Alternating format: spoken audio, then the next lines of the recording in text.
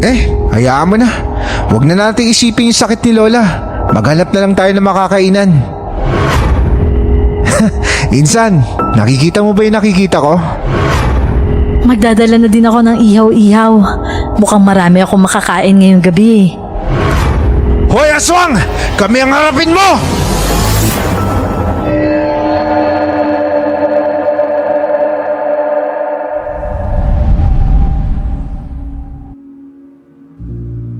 Maagang nagising ang magpinsang si Clyde at Anthony para magtungo sa vape shop na tinayo nilang dalawa. Magkasama sila sa iisang bahay simula nang lumuwas sila sa Maynila. Pareho na silang ulilang lubos, kaya't maagang namulat sa buhay at lumuwas sila sa Maynila para makapagtrabaho. Ang tanging pamilya na lang na meron ang dalawa, ang kanilang lola at kanilang tiya Ekang. Nang magsimula na silang kumain, biglang sabay na tumunog ang kanilang mga cellphone. Napatigil ang dalawa at sabay na tiningnan kung sinong nagpadala ng message. Ang nagpadala ng mensahe, walang iba kundi ang kanilang tiya Ekang, na naninirahan sa probinsya kasama ang kanilang lola. Ang mensahe ng kanilang tiya, may lamang video at larawan ng kanilang lola. Nang i-play na nila ang video, nakita ng dalawa ang hindi magandang kalagayan ng lola nila. At ipinakita sa video ang pagsusuka ng matanda na may kasama pang dugo. Naduwal na lang sila nang makita ang kalagayan ng kanilang lola dahil bukod sa suka ito ng suka, puno ng sugat ang mga braso nito. Pre, kailangan muna siguro nating isarapan ng daliin ang shop. Oo nga pare, magpapaskil na lang ako ng notice sa labas ng shop natin. Mukhang kailangan muna nating bumalik sa probinsya at tumulong na alagaan si Lola. Bakit kaya bigla na lang nagkasakit si Lola, no? Hindi ba nakausap natin siya nung nakarang araw? Hindi naman mukhang may sakit ang Lola. Sobrang kulit pa nga nun at ang lakas tumawa, di ba? Ay, buhay nga naman. Iba talaga buhay pare, no? Hindi malalaman kung kailan tatamaan ng sakit. Sabi mo pa pare. Nang mailigpit na nila ang kanilang pinagkainan, biglang tumunog ang cellphone ni Clyde. Inginuso na lang ni Anthony sa pinsa ng cellphone na tumutunog.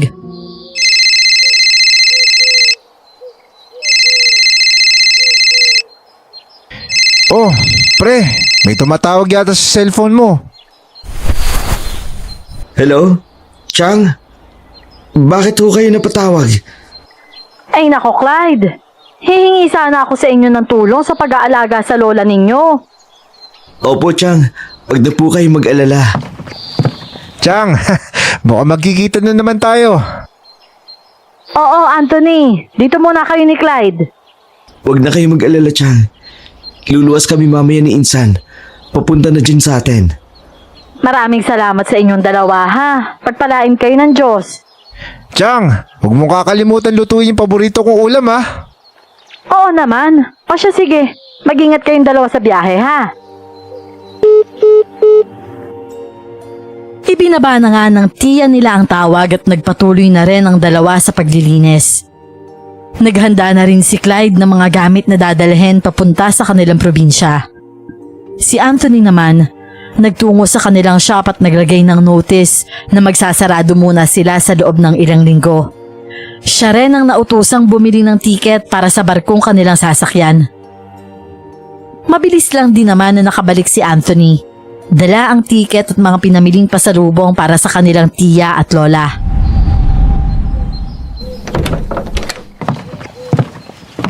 Pre, namili na rin ako ng biskwit para may pasalubong tayo kila Lola. Mabuti naman naisipan mong bumili.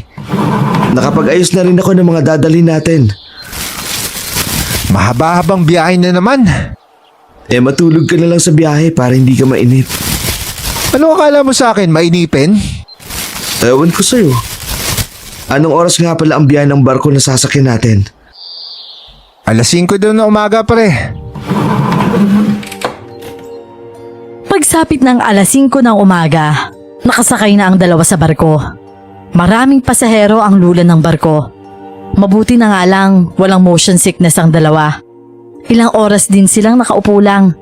Pagkain at tulog lang ang ginagawa sa buong biyahe.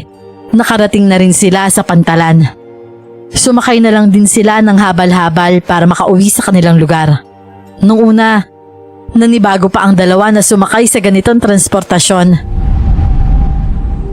Sandali lang ang naging biyahe nila at agad na rin silang nakarating sa bahay ng kanilang lola. Agad din naman silang sinalubong ng kanilang tiya.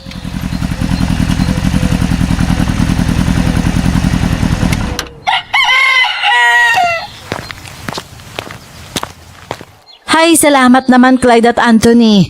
Mabuti't ligtas kayong nakarating dito. Nagmano muna ang dalawa sa kanilang tiya.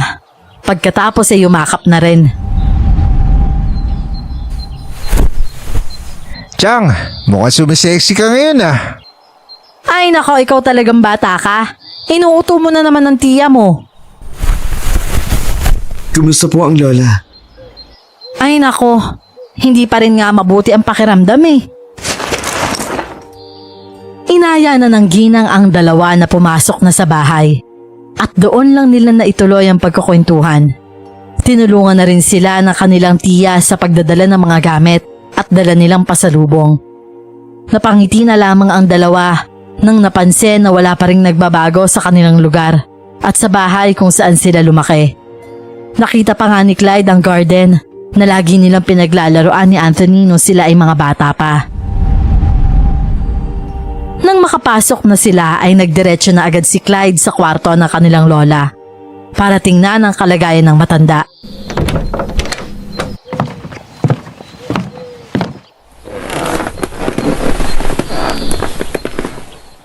Lola Ining, kumusta na po kayo? Hoy Clyde, huwag mo nga munang gisingin si Lola. Kita mo nagpapahinga yung tao eh. Sabi ko nga, Naghanap na nga pala ako ng ospital na pwede natin pagdalahan kay Lola. maghanap na lang din tayo ng marerentang sasakyan para maging komportable si Lola sa biyahe. O siya, sige. Mamaya banggitin natin kay Chang habang kumakain tayo. Nakapag-withdraw ka na ba ng pera sa ipon natin? Oo pre, bumili na ako ng ticket natin. Nakalimutan ko lang banggitin sa'yo. Mabuti naman at handa. Malayo pa ang bayan dito. Clyde, ano kaya niluto ni Chang sa tanghalian? Bakit hindi mo puntaan sa kusina? Mukhang gutom na gutom ka na rin. Walang patumpik-tumpik na nagtungo si Anthony sa kusina para usisain ang niluluto ng kanilang tiya. Nakakaramdam na rin kasi ang dalawa ng gutom dahil sa layo rin ang kanilang ibinyahe. Samantalang napasandal na lang si Clyde sa pader at nag-isip kung ano bang maari niyang gawin. Ilang minuto rin silang naghintay at naluto na rin ang kanilang pananghalian. Sinundo naman ni Anthony sa kwarto ang pinsan para sila ay magsalo-salo na sa kusina. Hoy, kakain na tayo. Sumunod ka na sa kusina. Sige. Mauna ka na, susunod na lang ako. Bilisan mo, nagugutom na ako eh. Kahit kailan talaga, lagi ka namang gutom. Bahala ka na nga dyan. Mauna ka na sa kusina. O siya, sige. Una na ako ah. Huwag mo nang paghintayin pagkain. Nasa hapagkainan na silang tatlo at nagluto ang kanilang tiya ng sinampalukang manok. Paborito yun ni Anthony at piniritong isda na bangus naman na siyang paborito ni Clyde. Naparami ang kain ng dalawa dahil sa sarap ng pagluluto ng kanilang tiya. Isa ito sa mga bagay na namiss nila sa probinsya. Ang masarap na luto ng kanilang tiya at ang sariwang hangin na wala sa syudad. Salamat talaga sa inyong dalawa ha. At dahil umuwi kayo para tulungan ako sa pag-aalaga sa lola ninyo. Mamaya ho, Chang. Dadali natin ang lola sa ospital. Oo nga po, para makainom naman po ng tamang gamot. At para alam din natin kung anong sakit niya. Nagtataka nga din ako. Inihaw lang naman ang kinain ng lola nyo nung nakaraang araw. Sige ho, Chang. Sigurado naman matutulungan tayo ng mga doktor. Tsaka wag niyo na pong problemahin yung gastos. Chang, baka may mahanap din kay Maarkelan ng sasakyan. Oo naman, may mahihiraman ako ng sasakyan. Kahit gas lang ang ibayad nyo. Kakausapin ko na lang mamaya yung may-ari. Sige ho. Nang matapos na silang kumain ay agad na niligpit ni Clyde ang kanilang pinagkainan. At nagpresenta naman si Anthony na siya na ang maghuhugas ng pinggan. Samantalang si Clyde naman ang siyang nagpupunas ng lamesa. Ang tiya Ekang naman nila ay naghanda naman ng pagkain para sa kanilang lola.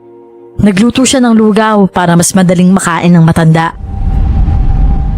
Matapos namang linisin ni Clyde ang kusina, sunod naman niyang pinagtuunan ng pansin ang paglilinis ng sala. Habang nasa sala si Clyde, narinig niya ang pagtawag ng kanyang tiyahin. Nagmamadali siyang pumunta sa kwarto ng kanyang lola. Tumambad sa binata ang kanyang lola. Nagsusuka at mas naawa pa siya dito nang makitang may dugo ang suka ng matanda. At halos lahat na kinain nito, isinuka lang din ng matanda. Pasensya ka na, Clyde, ha? Kumuha ka nga ng planggana at bimpo. Lilinisin ko lang itong lola mo. Sige po, Chang. Sandali lang po. Pasensya ka na, ha, apo. At may sakit si lola. Lola naman, hindi naman ho kami madiriin eh. Magpahinga na lang muna kayo. Maya-maya lang ho, dadalhin namin kayo sa ospital. Magpahinga ka muna, Nay. Kami nang bahalang maglinis niyan suka mo.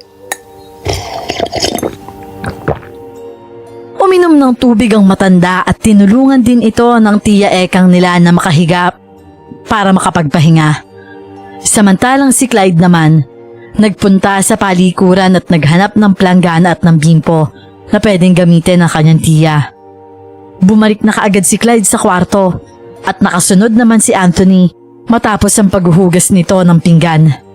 Tumulong na rin ang dalawa sa paglilinis ng suka ng kanilang lola. At ang tiya naman nila, nilinisan ang matanda at pinalitan ng damit. Tuwang-tuwa naman ang matanda nang makita ang panganay niyang apo na si Anthony. Lumapit na rin ang dalawa sa kama ng kanilang lola at niyakap ng mahigpit ang matanda. Naiayos na rin ni Ekang ang mga damit na dadalhin nila kapag dinala nila ito patungong ospital.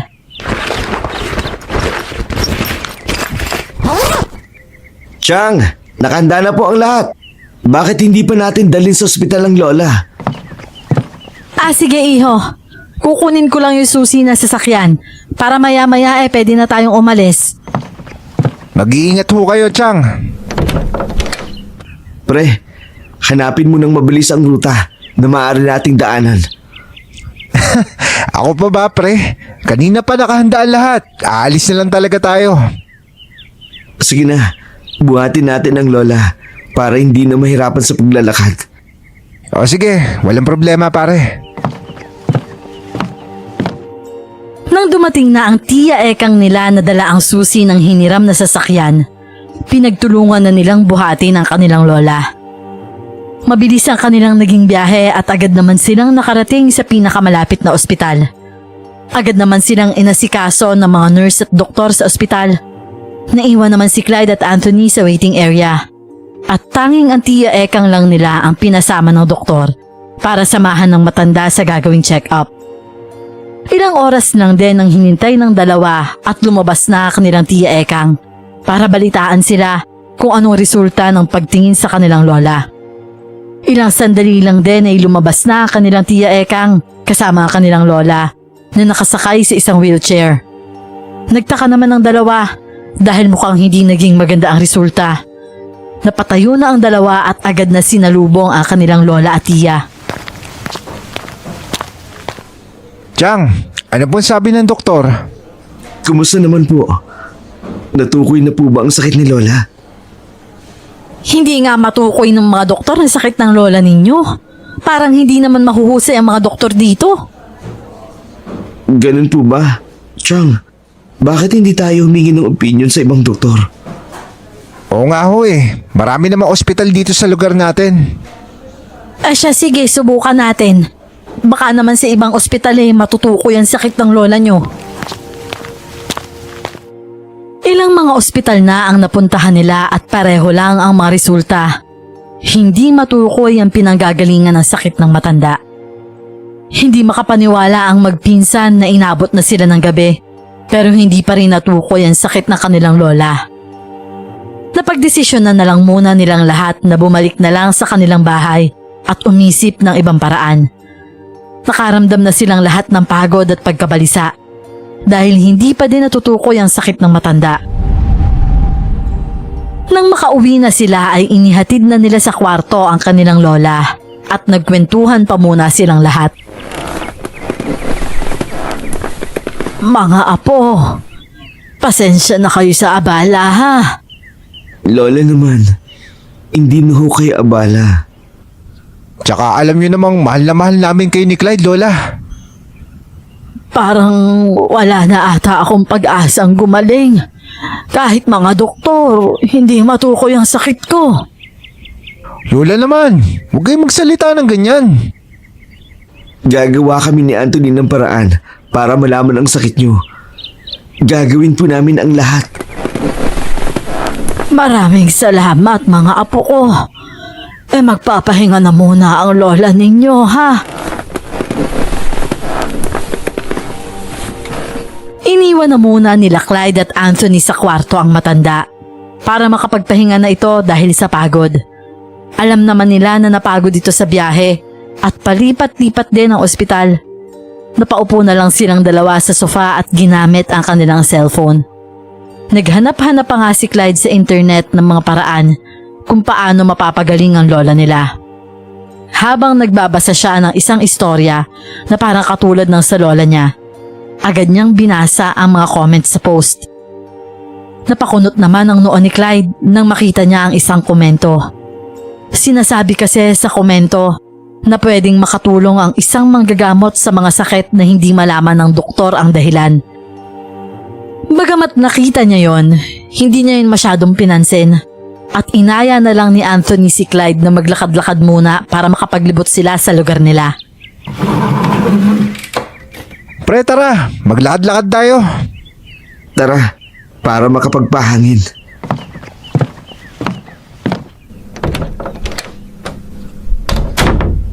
Pre, ano kayang sakit ni Lola, no?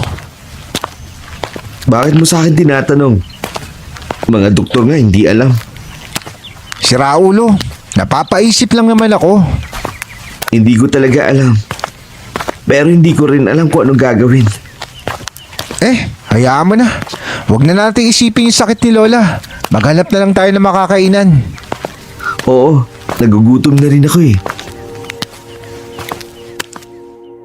Naglakad-lakad na nga ang magpinsan at hindi na nila napansin na nakaabot na pala sila sa kanto ng kanilang lugar. Napakunot noon naman ang noo nila nang may nakita silang kumpulan ng mga kalalakihan. Mas lumapit pa sila ng konti at napatulala na lang ang dalawa nang makita nila ang magandang dalaga.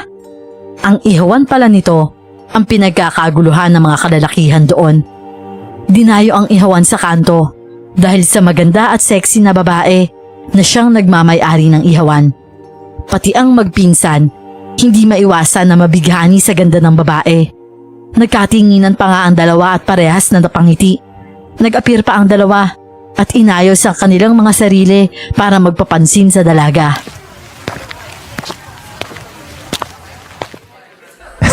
Insan, nakikita mo ba yung nakikita ko? Siyempre naman, may mata ako eh. Ang ganda at sexy, no?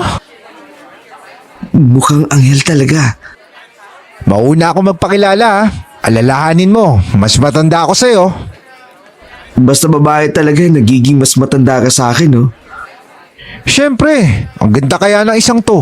Parang gusto ko nang pakasalan eh. Ibang ka na, pre. Baka ako ang magustuhan. Nagtawanan na lang ang dalawa at inakbayan ng isa't isa palapit sa ihawan. Malapit na sana sila nang biglang tumunog ang cellphone ni Clyde. Napatigil muna sila sandali at nakita nila na tumatawag ang kanilang tiya.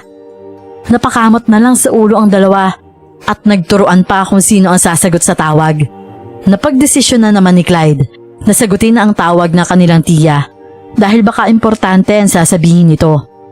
Naka-loudspeaker na lang din ang tawag para marinig din ni Anthony ang usapan.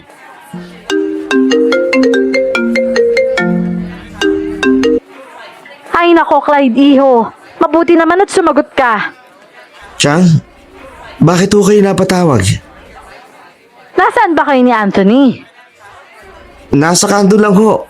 Naisipan po kasi naming maglakad-lakad. Baka naman pwede ka munang bumalik ulit dito sa bahay. Meron lang akong ipapabili sa'yo. Hindi kasi ako makalabas dahil walang kasama ang lola mo. Sige ho. Babalik din po ako kaagad dyan. Salamat ha, Clyde. Napakamot na lang ng ulo si Clyde. Pinagtawan na naman ni Anthony ang kanyang pinsan dahil mauunahan niyang makilala ang magandang babae. Wala namang nagawa pa si Clyde kundi umuwi na lang muna. Nang hihinayang man ay wala na siyang magagawa pa. Kamot ulo na lang siyang bumalik sa kanilang bahay. Ay, sayang talaga. Balitaan mo na lang ako kung ano pangalan ni Miss Ganda. Huwag kang magalala pre, akong bahala sa'yo. Hindi matatapos yung gabi, makukuha ko na yung pangalan nun. Baka naman maikamon mo kaagad, ha? Ang gandang ganon, hindi pang kama lang, pang-asawa yun. Puro ka talaga kalokohan. Seryoso ako pre, hindi ako nagbibiro. Sige na, mauna na muna ako sa bahay. Nauna na nga bumalik si Clyde sa bahay ng kanilang lola. At si Anthony naman, tumuloy sa paglapit sa ihawan. Maangas na lumapit ang binata sa ihawan at pumili ng mga bibilhin. Hindi maiwasang mapatingin ni Anthony sa magandang muka ng dalaga. Nahirapan tuloy itong pumili ng bibilihin dahil napapatigil siya sa tuwing napapatingin sa dalaga. Napalunok na lang ito ng laway nang makita niya na nakatitig ito sa kanya. Hindi niya maiwasan ng maakit sa kakaibang ganda ng dalaga. Hi miss, eto nga palang order ko. Ito lang ba, sir? Hilaw o sunog? Bakit naman hilaw? Katamtaman luto lang sana. Sige ho, sir. Sandali lang miss. Pwede ko ba malaman yung pangalan mo? Bago ka lang dito. Ngayon lang kasi kita nakita dito eh. Ako nga pala si Rosa. Oo, galing ako Maynila. Ako nga pala si Anthony. Nagkamay ang dalawa at mas mabilis na nahulog ang loob ni Anthony dito nang makita niya itong nakangiti. Ilang minuto rin silang maghahawak ng kamay dahil napatitig na lang sa mukha ng dalaga ang binata. Medyo malamig yung kamay mo ah. Baka giniginaw ka. Gusto mo yakapin kita? Huwag kang mag-alala, sanay ako sa lamig. Bakit naman? Tuwing gabi lang kasi ako lumalabas. Bakit naman sa gabi ka lumalabas? Ano ka, aswang? Hindi napigilan ni Anthony ang mapatawa dahil sa kanyang pagbibiro sa dalaga. Samantalang sumama naman ang mukha ng dalagang si Rosa sa sinabi ni Anthony. Napatigil naman agad sa pagtawa si Anthony at napakamot na lang sa kanyang batok. Ano ka ba? Uso pa ba yung aswang? Pasensya ka na. Nagbibiro lang naman ako. Ikaw talaga, okay lang yon. Tsaka sa ganda mong yan, baka Diyosa pa ka mo. Talaga? Nagagandahan ka sa akin? Oo naman, wala pa ba nakakapagsabi sa'yo nun? Ilang oras ding nagkwentuhan sina Rosa at Anthony. Hindi na nga napansin ni Anthony na inabot na siya ng 11:00 ng gabi. Mabuti na lang, tumawag si Clyde at pinauwi na kanyang pinsan. Nang mapatingin nga si Anthony sa paligid, nagsialisa na pala ang ibang mga namimili. Siya na lang pala ang naiwan na kausap ni Rosa. Magpapaalam na nga sana siya, pero hinawakan siya nito sa kanyang kamay at pinigilan siya sa pagtayo. Ayaw pa nga siyang pauwiin ni Rosa dahil gusto pa siyang makilala at makausap nito. Sinunod naman ni Anthony ang hiling ni Rosa at nanatili pa ng ilang minuto at nakipagkwentuhan. Hindi niya pinapansin ang mga mensahe na ipinadala ni Clyde. Iniisip niya kasi na pagkakataon niya para masolo si Rosa. Wala na rin namang ibang mga tao sa paligid. Alam kasi ni Anthony na gusto rin siya ng dalaga at plano niya na sana itong halikan nang biglang tumunog ang kanyang cellphone. Napaurong naman ng konti si Anthony at sinagot ang tawag ng kanyang pinsan. Nabingi siya nang narinig ang malakas na sigaw ng kanyang tiya Ekang. Hoy Anthony! Ikaw na bata ka! Anong oras na? Umuwi ka na ngayon din! Tiyang naman, hindi na ako bata. Basta umuwi ka na dito! Opo, Tiyang, uwi na po. Hinimas na lang ni Anthony ang kanyang tenga. Gustuhin naman niyang manatili pa kasama si Rosa. Hindi niya kayang suwayin ang utos ng kanyang tiya. Paalis na sana si Anthony nang biglang higitin ni Rosa ang kanyang kamay at hinalikan siya sa labi. Dahil sa gulat ay mabilis niyang inilayo ang dalaga at iniabot ang mga pinamili niyang ihaw at kumaripas na siya ng takbo pauwi sa bahay ng kanyang lola. Hinihingal pa nga siyang nakarating sa kanilang bahay. Hindi naman napigilan ni Anthony ang mapangiti dahil hinalikan siya ng dalaga. Mabilis na pumasok siya sa bahay at sumalubong naman sa kanya ang kanyang nakapamewang na tiyahin. Tiyang, huwag na kayong magalit. Ito nga pong pasalubong ko sa iyo, ihaw-ihaw oh. At saan mo naman yan binili, Aber? Doon po sa may kanto. Bakit naman bumili ka pa doon? Hindi mo ba alam? Yan ang huling kinain ng lola nyo bago siya magkasakit. Ang ihaw-ihaw ng babaeng yon. Ano pong ibig niyong sabihin? Sa tingin niyo nagkasakit si Lola sa ihawan sa kanto? Tiyang naman, huwag naman ho kayo mambintang. Gusto ko lang naman kumita ng babae. Ilang araw kumain niya ng lola nyo. Tapos unti-unti ring sumibol yung mga sugat sa katawan niya. Bakit ngayon niyo lang sinabi? Huwag mo sabihin naniniwala ka, Clyde. Paano kung totoo? Peste naman oh. Naiinggit ka lang ata dahil ako yung nakakilala ng magandang babae sa ihawan eh. Ano bang sinasabi mo? Naririnig mo ba ang sinasabi mo? Aminin mo na lang kasi naiinggit ka talaga. Nagsisigawan na ang dalawa at aktong magsusuntukan na ang magpinsan. Mabuti na lang at pumagitna ang kanyang tiyahin.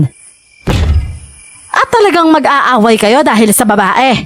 Hindi na kayo nahiya? Nagpapahinga ang lola nyo tapos nagsisigawan pa kayong dalawa? Pasensya na ho kayo.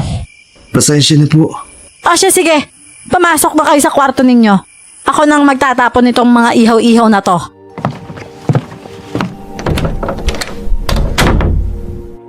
Nagpunta na ang dalawa sa kani-kanilang kwarto. Naiwan naman ang kanilang tiya at itinapon na lang ang ihaw na dala ni Anthony. Isasarado na sana niya ang bintana nang may nakita siyang babaeng nakatayo sa labasan. Hindi niya makita ng maayos ang muka dahil sa madilim ito nakapwesto. Pinilit niyang tinitigan ang babae at nagulat siya nang umisi ito sa kanya at mabilis na naglaho. Nataranta naman siyang isinarado na ang bintana at pinto.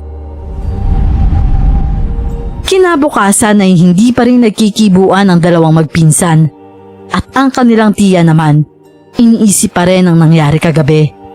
Sabay-sabay silang tatlo na kumain, ngunit wala ni isa sa kanila ang nagsimula ng pag-uusap. Tahimik lang sila, pero bigla namang naalala ng kanilang tiya Ekang ang tungkol sa binatilyo na namatay. Oo nga pala, mag-iingat kayong dalawa ha.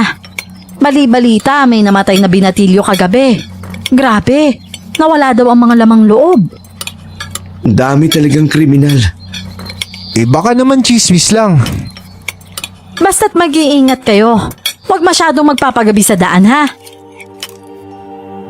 Nang matapos na silang kumain at nakapaglinis na rin, nagpaalam si Clyde na may pupuntahan ito sandali. Tiyang, aalis muna po ako. May pupuntahan lang po ako. Sige Clyde, mag-iingat ka ha. Sige po, mauna na ako. Huwag kang masyadong magpapagabi. Sige ho. Nakaalis na si Clyde at binalingan naman ng pansin na kanilang tiya si Anthony na abala sa pagdot-dot na kanyang cellphone. Sinadya niya kasi nitong mag-cellphone lang at huwag pansinin ang kanyang pinsan. Ikaw Anthony, hindi mo pa rin bababatiin si Clyde? Bakit ako mauna, Tiyang? Mas matanda kaya ako kay Clyde. Ay nako, para na nga kayong magkapatid niyan. Tapos mag-aaway lang kayo dahil sa babae? Eh hindi ko naman po talaga sinasadya yung mga sinabi ko kay Clyde eh. Hindi ko nga po alam kung paano babawiin. Nahihiya po ako kay Clyde. Eh di sana'y sinamahan mo na lang nung umalis. Ganun ba yon, Chang? Si Clyde naman ay nagtungo sa kabilang barangay kung saan naroon ang manggagamot. Hindi niya agad sinabi kila Anthony at sa kanyang tiya para alamin lang muna kung totoo ang sinasabi tungkol sa manggagamot. Ilang oras lang ang nakalipas. Nahanap niya na rin ang bahay ng manggagamot na nakatira sa isang maliit na kubo at malayo pa sa iba pang mga bahay. Makikita sa kubo ng manggagamot ang kaibahan nito sa mga bahay sa buong lugar dahil sa mga kakaibang palamuti noon.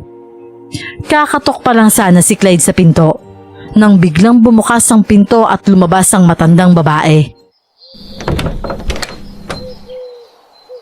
Anong kailangan mo, iho? Ano po kasi, ihingi sana ako ng tulong. Tungkol naman saan?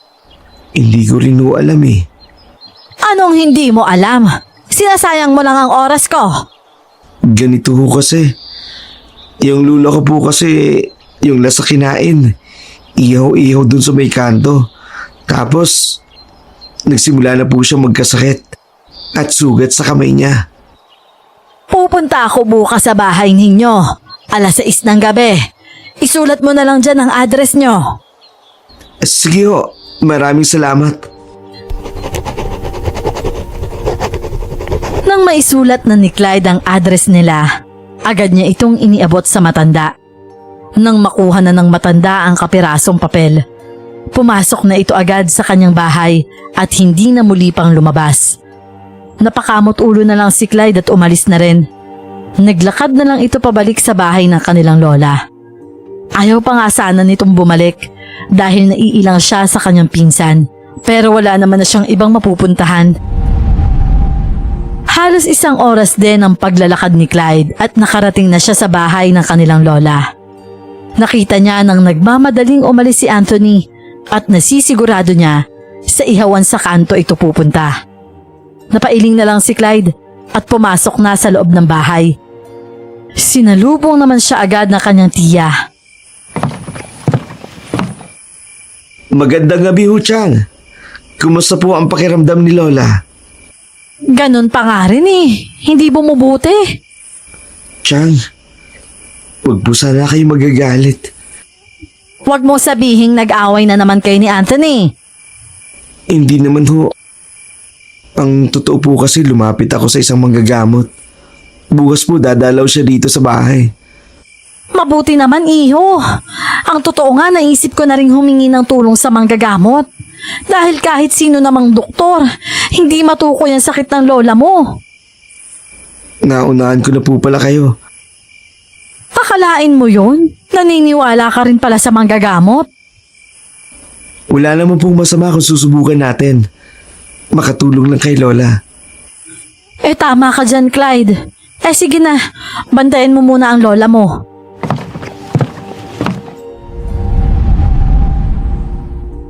Sa kabilang banda naman ay muling nagpunta si Anthony sa ihawan. Tumakas lang ito sa kanyang tiyahin at hindi nagpaalam. Alam kasi nito na hindi siya papayagan ng kanyang tiyahin na puntahan ang dalaga sa ihawan. Napansin niya na kokonte ang mga lalaking nakapalibot doon ngayon. Abot tenga pa itong lumapit sa babae at nagpanggap na pumipili ng tinda ng dalaga. Napangiti na lang din ang babae at tumitig sa labi ni Anthony. Hi, ganda. Bolero ka talaga. Mabuti naman, dumalaw ka ulit. Ano? Nagsasabi lang naman ako ng totoo ah. Ehon ko sa'yo. Mamaya, bigla-bigla mo na lang ulit akong iwanan. Huwag kang maglala. Magstay ako dito hanggang 12:00 para naman hindi ka mapahamak. Huwag ka na matakot dahil ako nang bahala sa'yo. Yun nga eh, nakakatakot pa naman mag-isa dito tuwing gabi. Samahan at bantayan mo na lang ako dito sa pwesto ko. Subukan lang nila na saktan ka. Ako makakalaban nila.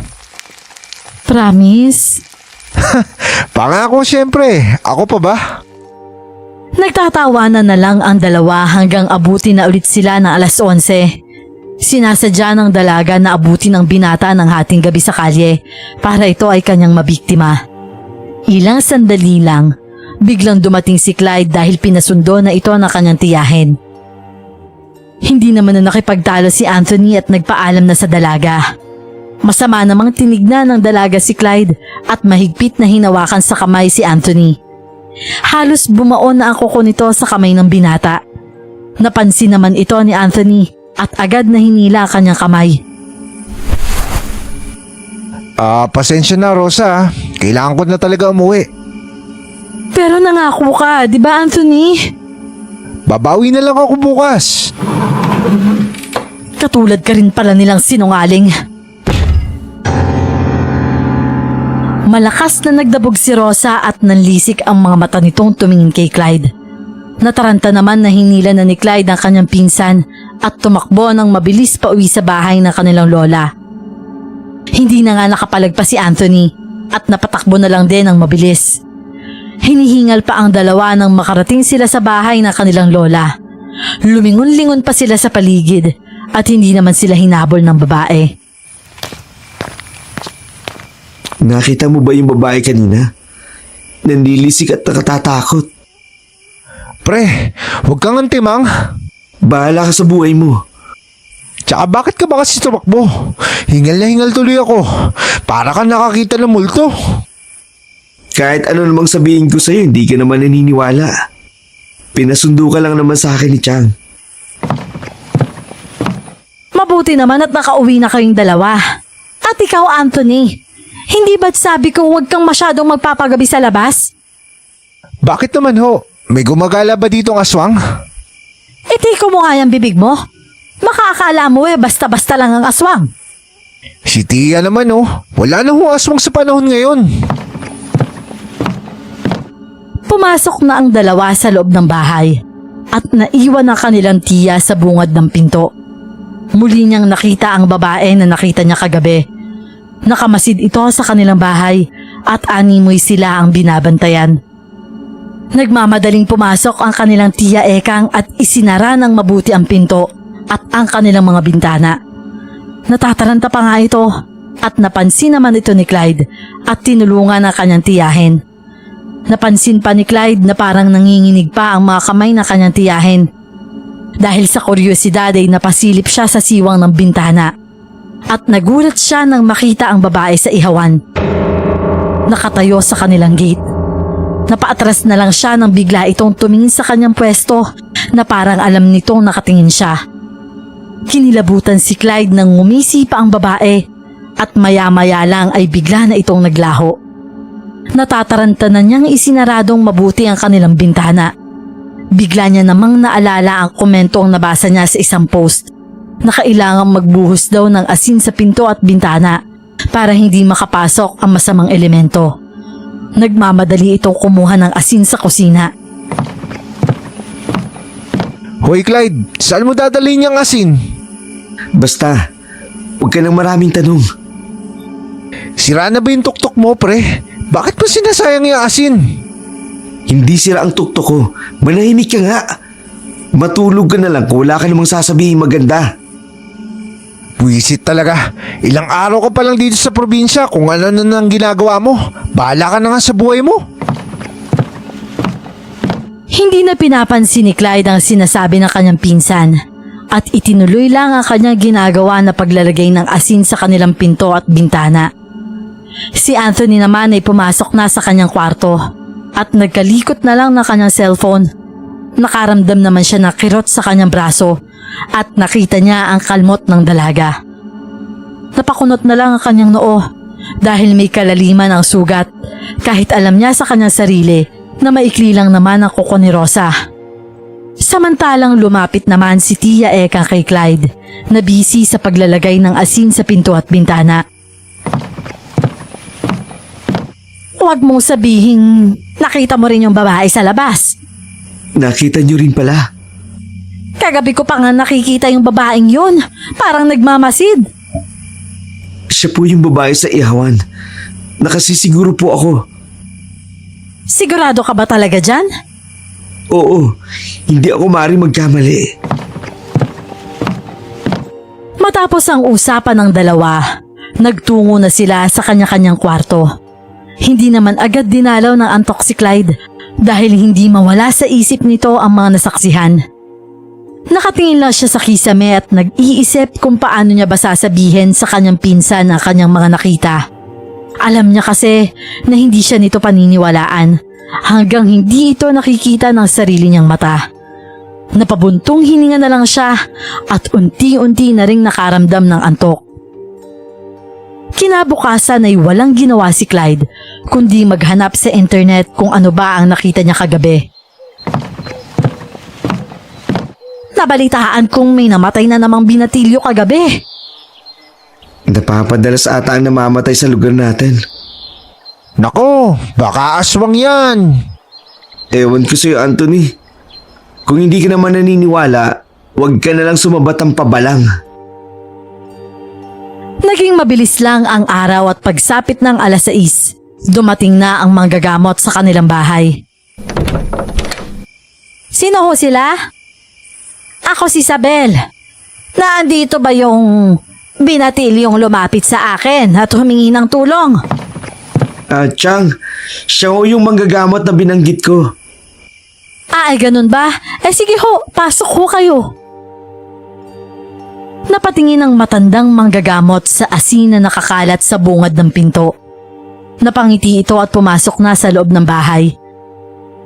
Sinamahan siya ni Clyde at ng tiya ekang niya patungo sa kwarto ng matanda. Nang makita naman ni Anthony ang bisita, napailing na lang ito at lumabas ng bahay. Hindi kasi ito naniniwala sa mga supernatural na bagay. Tumambay na lang ito sa labasan ng kanilang bahay habang nandun pa sa loob ang manggagamot. Nang makita naman ni Isabel ang kalagayan ng matanda, agad nitong natukoy ang may kagagawa ng pagkakasakit ng matanda. Agad itong naglabas ng halamang gamot at langis. Aswang ang may kagagawan sa pagkakasakit ng lola mo. Pwedeng nakakain ang lola ninyo ng pagkain na nalawayan ng aswang. Aswang? Isang babaeng aswang na ikinukubli ang sarili bilang isang magandang dalaga. Ano ho bang dapat nating gawin? Kailangan nating patayin ang aswang. Patayin ho? Naku, hindi ho kami mamamatay tao. Kung gusto nyong iligtas ang lola ninyo, kailangan nyong patayin ang aswang. Paano naman ho namin mapapatay? Huwag mong sabihin papatay tayo. Makinig ka, bata. Hindi basta-bastang tao lang ang papatayin. Ang pinag-uusapan dito, isang aswang. Pero tao pa rin sila. Kung gusto mong mailigtas ang buhay ng lola mo, susundin mo ang mga sinasabi ko. At hindi rin basta-basta ang pagpatay sa isang aswang. Ang mga halamang gamot naman na dala ng manggagamot, agad nitong dinikdik at inilagay sa tubig. At nag-usal pa ito ng mga kakaibang dasal. Agad na ipinainom ng manggagamot ang tubig sa matandang may sakit. Ibinigay naman ng matanda ang langis na nakalagay sa maliit na bote kay Clyde. Itinuro rin niya sa binata kung paano ito gamitin. Kapag kumulo ang langis na nasa bote, may malapit na aswang.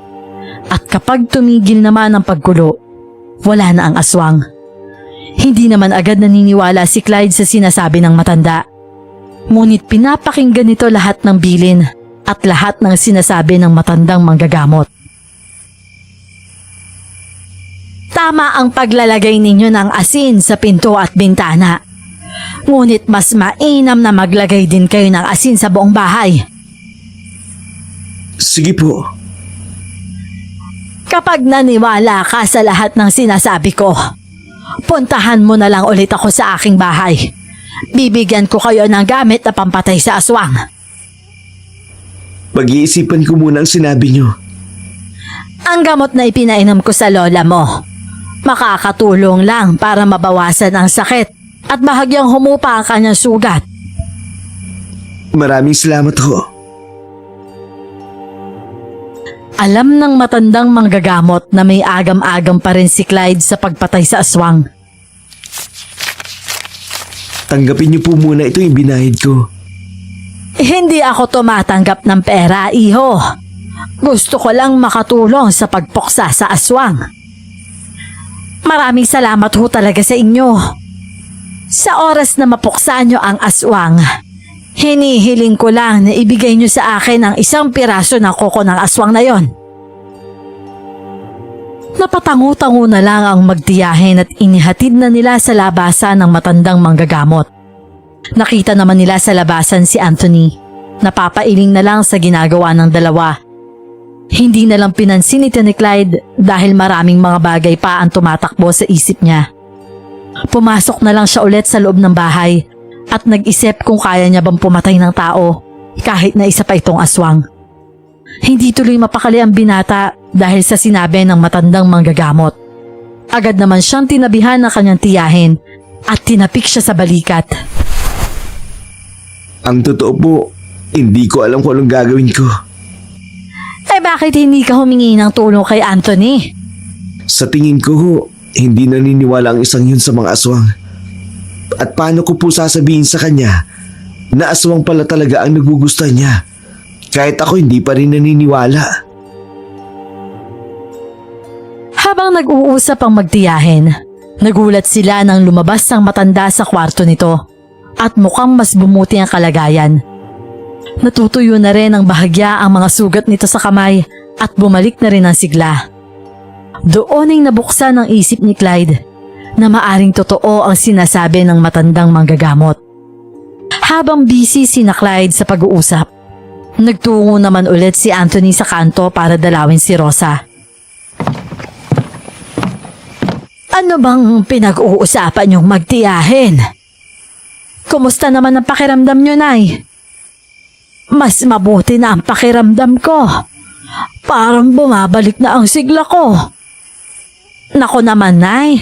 Huwag niyong pwersahin ang katawan ninyo, ha? Maupo muna kayo.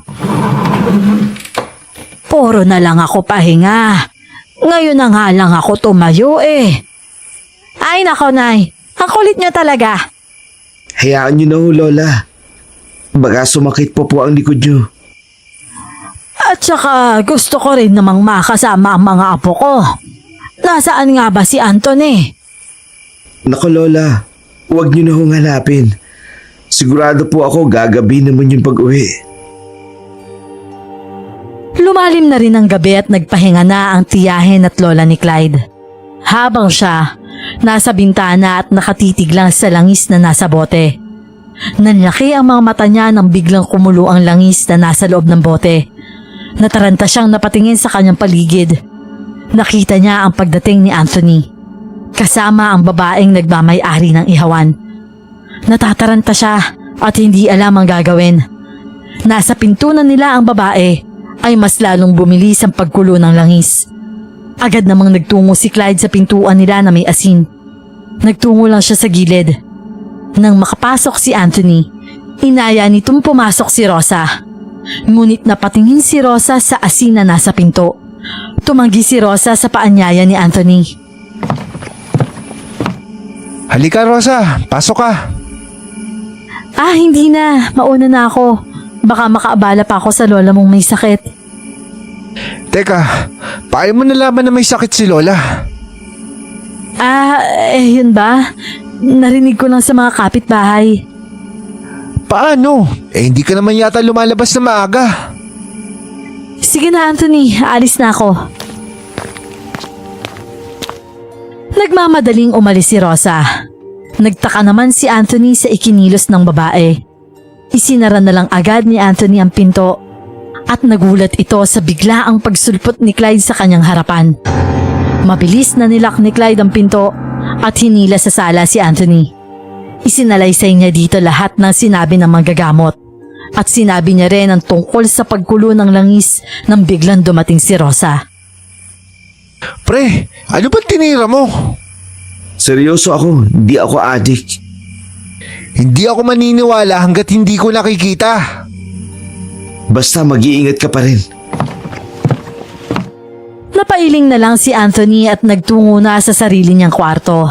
Si Clyde naman, nagsara na ng mga bintana at nagligpit muna bago nagtungo sa kanyang kwarto. Nakatitig lang siya sa kisame at napagdesisyonan na magtungo siya sa manggagamot para hingiin ang pampatay sa aswang. Ipinikit niya na lang ang kanyang mata at ilang sandali lang nakatulog na rin. Kinabukasan ay maagang nagising si Clyde at maagang umalis para magtungo sa bahay ng manggagamot. Nang dumating siya sa tapat ng bahay ng manggagamot na yon, napabuntong hininga na lang siya. Kakatok pa lang sana siya nang bigla nang bumukas ang pinto at lumabas na ang matanda. Napahawak na lang siya sa kanyang dibdib dahil sa gulat. Nagbago na ba ang isip mo, iho? Alam ko na po kung sino ang aswang. At hindi niya titigilan ang pamilya ko. Handa ka na bang patayin na aswang? Handa na akong patay ng aswang. Gagawin ko ito para sa pamilya ko. Kung ganon, bibigyan kita ng bagay na pwede mong gamitin panlaban sa aswang. Ipinapangako ko rin po na ibibigay ko sa inyo ang kuko ng aswang. Huwag kang mapakampante. Hindi basta-basta madaling mapapatay ang aswang. Gagawin ko po ang lahat para maligtas ang pamilya ko. Kapag nasugatan mo na ang aswang, agad mo siyang hagisan ng asin. Ano pong kailangan kong gawin? Itarak mo ang bala na ibibigay ko sa iyo sa puso mismo ng aswang. Pumasok na ang matanda sa kanyang bahay at kinuha ang mga gamit na kailangan ni Clyde. Nang lumabas na ang matanda, dala nito ang isang buntot pagi at isang maliit na pulang tela na mayroong 3 bala ng barel. Nanginginig naman na tinanggap ni Clyde ang mga bagay na pwedeng makapatay sa aswang. Nagpasalamat na lang din siya bago bumalik sa kanilang bahay. Nakatitig lang siya sa buntot ng pagi habang naglalakad. Hindi niya alam kung epektibo ba ang mga bagay na to. Nakakaramdam siya ng kaba sa kanyang dibdib. Isipin pa lang niya na makipaglaban siya sa isang aswang. Ni hindi niya nga pinangarap na makakita ng aswang ang makipaglaban pa kaya. Napabuntong hininga na lang ito at naalala niya ang nakangiting mukha ng kanyang lola na unti-unting bumubuti ang pakiramdam. Gusto niya na ring matigil ang mga balitang may mga namamatay ng mga kabarangay nila. Nang pumasok na siya sa kanilang bahay, naabutan niya na nagtatanghalian na ang mga ito. Nakangiti siya nang makitang kasabay na nilang kumain sa lamesa kanyang lola. Ang aga mo atang umalis, Clyde. Buntot ng pagi ba yung dala mo? Aanuhin mo naman yan, iho. Wala po ito, Lola. Huwag mo sabihin para sa aswang na naman yan. Anong aswang? May aswang na sa lugar natin? Nay, sinabi kasi na manggagamot. Aswang daw ang may kagagawa ng pagkakasakit ninyo. Ano ka mo? Aswang? Kunin mo ang ita ko. Papatayin ko ang aswang na yan. Talaga bang naniniwala kayo sa sinasabi ng manggagamot na yun? Mukha naman scammer yun eh. Totoo naman kasi ang sinasabi ng manggagamot. Ikaw ba? Kilala mo ba ang Rosa na yon? Sinasabi ko na nga ba? Tungkol na naman pala to kay Rosa, ano? Patutunayan ko sa'yo na aswang talaga si Rosa. Nakakawalang gana kayo kasama kumain. O siya, mamayang gabi dadalhin ko siya dito sa bahay. Sige, dalhin mo siya dito at na magkaalaman na. Oo talaga, mapapahiya ka lang. Padabog na umalis sa lamesa si Anthony at nagkulong na lang sa kanyang kwarto. Nagkatinginan na lang si Clyde at ang kanyang tiyahin dahil sa naging reaksyon ni Anthony. Alam ni Clyde na ganito ang magiging reaksyon ng kanyang pinsan kapag sinabi niya ang tungkol sa babaeng nakilala nila sa ihawan. Pero alam niyang hindi naman tanga si Anthony. Para hindi mapansin ang mga kakaibang bagay sa dalaga, Maaaring ayaw lang tanggapin ito sa sarili na tama ang sinasabi nila Clyde at na kanyang tiyahin. Hindi pa rin ba lumalabas si Anthony? Hindi pa ba ginugutom ang batang yon? Hayaan nyo na lang muna siya. Lalabas din naman po siya kapag nakaramdam ng gutom. Anthony, iho, tinirhan ka namin ng ulam. Lumabas ka na dyan at kumain ka na. Hindi ho ako nagugutom, La. Nakasandal naman ang tenga ni Anthony sa pinto ng kanyang kwarto at pinapakinggan kung wala na bang tao sa labas. Nahihiya kasi siyang magpakita sa mga ito. Nang marinig niya na ang mga papalayong yabag ng paa, agad na binuksan niya ang pinto. Pagsapit ng gabi ay muling pumuslit si Anthony at nagtungo sa ihawan sa kanto para makipagkita kay Rosa. Pumitas pa nga ito ng bulaklak sa tanim ng kanyang lola at ibinigay sa dalaga. Oh, ito bulaklak para sa magandang dilag. Napakabulero mo talaga. Kaya nga lang, hindi mo naman ako magawang samahan magdamag. Pasensya ka na talaga. May sakit kasi ang lola kaya kailangan ko tumulong sa bahay. Mas mahalaga pa ba talaga ang lola mo kaysa sa akin? Gusto ko makilala ng pamilya ko. Pwede ka bang pumunta bukas na umaga? Bakit hindi na lang ngayong gabi? O sige, anong oras ka pupunta? Namasabihan ko na sila lola. Kumusta na nga pala yung lola mo? Malala na ba yung sakit niya? Anong ibig mo sabihin? Ibig sabihin ko lang naman, parang hindi ko masyadong nakikita yung lola mo. O sige, hindi ko muna patutulugin si lola para makilala mo rin siya. Hihintayin ka namin ha. Tamang-tama, gusto kong kumain ngayong gabi. O sige, magpapahanda na ako ng pagkain. Nako, sigurado masasarap ang sa luto ni Chang Ekang. Magdadala na din ako ng ihaw-ihaw. Mukhang marami akong makakain ngayong gabi. Habang abala sa kanyang cellphone si Anthony, masamang nakatingin naman si Rosa sa kanya. Gustong-gusto na nitong gilitan ng leeg si Anthony at amoy na niya ang mabangong amoy ng dugo ng binata. Nagpaalam na muna si Anthony para bumalik sa kanilang bahay. Nanilisik ang mga matang sinundan ni Rosa ng tingin ng binata na walang kamalay-malay sa kapahamakan na kanilang kakaharapin. Nang makauwi na si Anthony, agad niyang tinanguan si Clyde at naghanda na rin ng asin. Napagkasunduan na nilang magpinsan na subukan ang sinasabi ng manggagamot. Pupunta siya ngayong gabi. Kapag kumulo ang langis na nasa bote, ibig sabihin nun, isa talaga siyang aswang. Kung totoo man yan, Clyde, ako talagang papatay sa aswang. Ang sabi ng manggagamot, ang tuluyan lang makakapatay sa aswang ay ang pagtarak ng 3 bala sa puso nito. Ang buntot ng pagi ay nagpapahina lang at nagpapabagal sa paggalaw ng aswang. Kung totoong aswang siya, ibig sabihin makakakita tayo ng aswang? At talagang excited ka pa talaga? Abay syempre, akalain mong totoo pala yung mga yun? Ewan ko sa'yo, puro kalokohan. Sinimula na nilang isara ang mga bintana. Naglagay lang sila ng kaunting siwang para masilip ang pagdating ni Rosa. Natutuwa naman si Clyde dahil nagkasundo na silang dalawa. Nang sumapit ang 12:00 ng gabi, ay siyang pagdating ng kanilang bisita. Kumulo ang langis na nasa bote. Nagkatinginan ng dalawa at sabay na dumukwang sa siwang ng bintana. Napatakip na lang sila ng kanilang bibig nang makita na ang ihaw-ihaw na dala nito, nilagyan nito ng laway. Nilabas pa nito ang mahabang dila at mas naglabas ng malagkit na laway. Inayos muna ni Rosa ang kanyang sarili at kumatok sa pintuan ng bahay nila Anthony. Hindi inaakalang nakahanda na ang 2 binata para puksain siya. Nakita mo ba yun? Huwag ka nga maingay. Totoo nga, aswang nga yung babae niyan. Huwag ka sabing maingay. Nako, ang tanga ko talaga. Bakit naman kasi hindi agad ako naniwala sa'yo eh? Tama nga yung sinabi ng matandang manggagamot na ang pinagmulan ng sakit ni Lola galing sa laway ng aswang. Kadiri pala yung halimaw na babae na yan. Napakaingay mo na naman.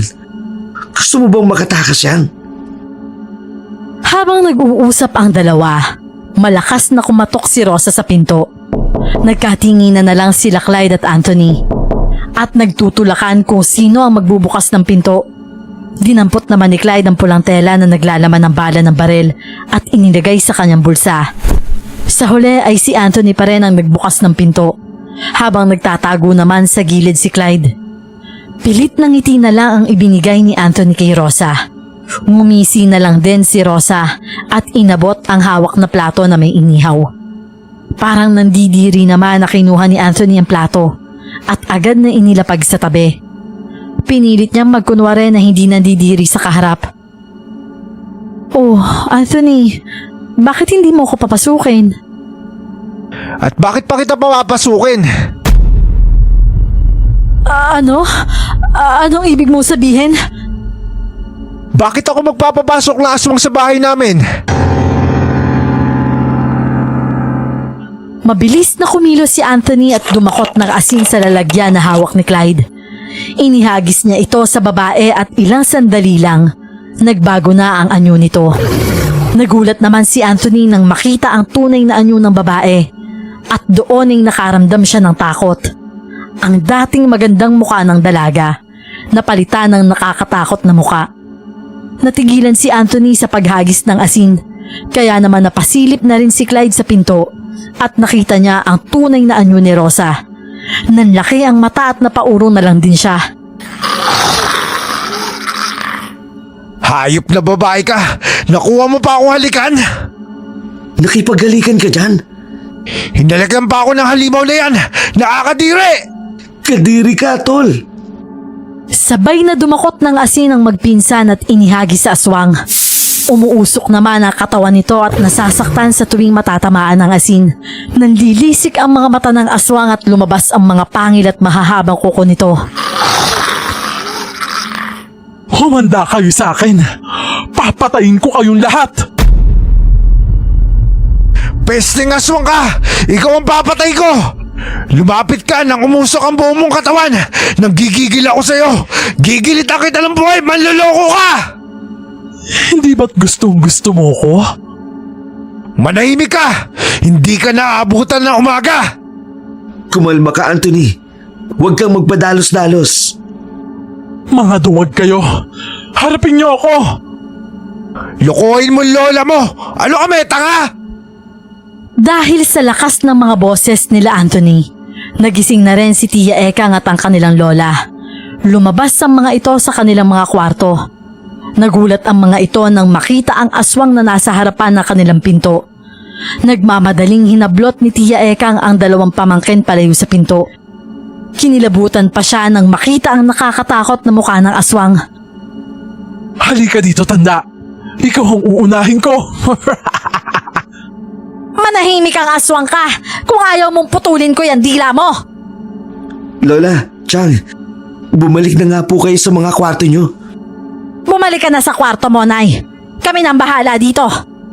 Chang, kayo rin. Abay, bakit naman pati ako? Natigil naman sila sa pag-uusap nang biglang nawala ang aswang sa harap ng kanilang bahay. Sumilip sila, pero wala na ang aswang sa kanilang bakuran. Ilang sandali lang ay nakarinig sila ng malakas na sigaw. Nagkatinginan sila Clyde at Anthony at nagmamadaling lumabas ng kanilang bahay. Walang dala na kahit anong panlaban sa aswang. Nakita ng dalawa na may susuguri na buntis ang aswang. Lumabas ang buntis na ito dahil sa narinig niyang malakas na sigawan. Hoy aswang! Kami ang harapin mo! Pre, yari na tayo. Huwag mo sabihing naduduwag ka na. Hindi, naiwan ko ang asin sa loob ng bahay. Ano ka ba naman, insan? Bumaling naman sa kanila ang aswang habang ang dalawa naman paatras na naglalakad pabalik sa kanilang bahay. Susuguri na sana ang dalawa ng aswang nang biglang dumating ang kanilang Tia Ekang at sinabuyan ng asin ang aswang. Kasama pa nito ang kanilang lola na may dala na buntot pagi at bolo. Inihagis ng matanda sa dalawa ang buntot ng pagi at bolo at nasalo naman ito ng dalawa. Anthony! Clyde! Saluhin niyo to! Salamat, Chang! Bumalik na ho kayo sa loob. Kami na po ang bahala dito. Hinarap ng magpinsan ng aswang. Hawak ni Clyde ang buntot pagi at hawak naman ni Anthony ang bolo. Pinalibutan nila ang aswang na anumang oras ay handa na ring umatake. Inihampas naman ni Clyde sa simento ang buntot ng pagi at nang makakuha ng tiyempo, tumakbo siya patungo sa buntis at tinulungan itong tumayo. Habang si Anthony naman, patuloy na kinukuha ang atensyon ng aswang para makatakas ang buntis. Nang aambang susugod ng aswang kay Clyde, mabilis niyang ginalusan ng aswang sa braso nito. Lumabas ang itim na likido sa sugat nito. Napahiyaw naman sa sakit ang aswang at takmang kakalmutin si Anthony. Mabuti na lang, mabilis niyang naiwasan ang mga atake ng aswang. Kung alam ko lang na ganyan pala ang tunay mo, Anyo, hindi na kita kinilala pa. Ang mga lalaki talaga, madaling maging biktima. Mapakitaan lang ng konting motibo, bumibigay na agad. Katulad mo, Anthony. Hindi totoo yan. Kung totoong sinasabi mo, isa sana ako sa nabiktimang napatay mo. Eh buhay na buhay pa nga ako, di ba? Manahimik ka, Anthony. Tatapusin ko na kayong lahat ngayong gabi. Mabilis na sumugod ng sumugod ang aswang at tanging pag-iwas na lang ang nagawa ni Anthony. Nakakaramdam na rin si Anthony ng hingal at dahil sa ginawang mabilisan na pag-atake ng aswang, nagawa nitong makalmot ang braso ni Anthony. Napasigaw naman si Anthony nang idiin pa nito lalo ang kuko sa kanyang braso. Halos matumba na siya sa sakit. Mabilis naman na tinulungan ni Clyde si Anthony at hinampas sa braso ang aswang gamit ang buntot pagi. Agad namang binitawan ng aswang si Anthony at dinilaan ang parte ng kanyang katawan na nadaplisan ng buntot pagi. Dinilaan din ng aswang ang dugo ni Anthony na dumikit sa kanyang matalim na mga kuko. Tinulungan naman ni Clyde ang pinsan na makatayo ng maayos. Anthony, malalim ang sugat mo sa braso. Ayos lang ako. Kaya ko pa lumaban. Sigurado ka bang kaya mo? Ang daming dugo. Braso lang to. Malayo sa bituka. Ang sarap marinig ng paghiyaw mo sa sakit. Ang halimuyak ng dugo mo. Mas lalo ako nasasabik na kainin ka. Manahimik ka! Hindi mo na ulit ako matatamaan at sisiguraduhin ko magiging masakit ang pagkamatay mo! Muli na namang sumugod ang aswang kaya naghiwalay ang dalawang magpinsan.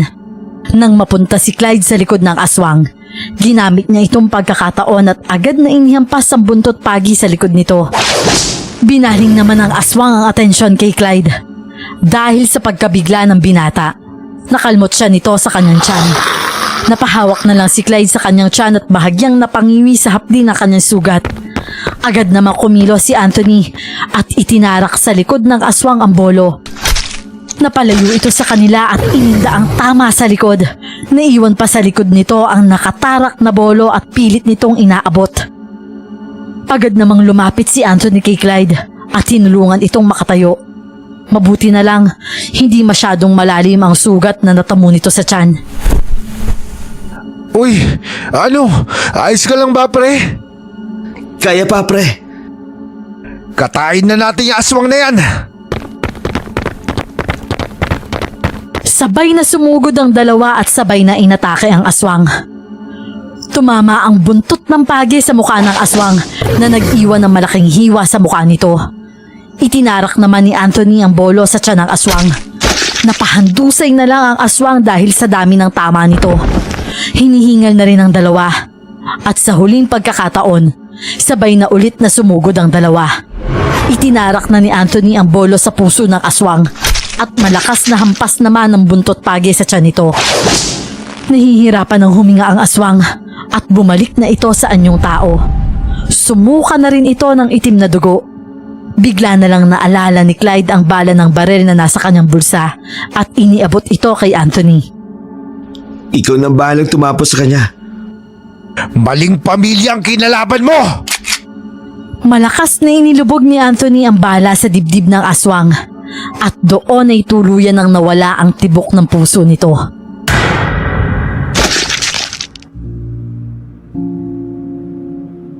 Nagkatinginan na lang ang dalawa. Hindi nila akalain na sa ilang araw nilang nanatili sa probinsya, maraming bagay silang natutunan. Sa pagsikat ng araw ay kasabay ang pagkasunog ng katawan ng aswang. Habang ang dalawang magpinsa naman, dinala sa ospital para magamot ang kanilang mga sugat. Nang tuluyan ng gumaling ang kanilang lola at kanilang mga sugat, napagdesisyonan nilang bumalik sa Maynila. Ibinilin din ni Clyde ang kuko ng aswang na hiniling ng matandang manggagamot. Chang, mag-iingat po kayo ni Lola. Tumawag na lang po kayo sa amin kapag may problema. Tsaka Chang, huwag mong kalimutan yung gwapo ko mukha ah. Tsaka Lola, ako nga pala yung pinakagwapo mong apo. Maraming salamat sa tulong yung dalawa ha. Mag-ingat kayo sa Maynila. Maraming salamat mga apo ko. Mahal na mahal ko kayong dalawa. Mahal namin kayo. Nagyakap silang apat at tuluyan ng bumalik ang magpinsan sa Maynila. Baon ang kamangha-mangha at nakakakilabot na karanasan. Mas naging malalim ang samahan ng dalawa dahil natuto rin silang dalawa na pakinggan at pagtiwalaan ang desisyon ng isa't isa.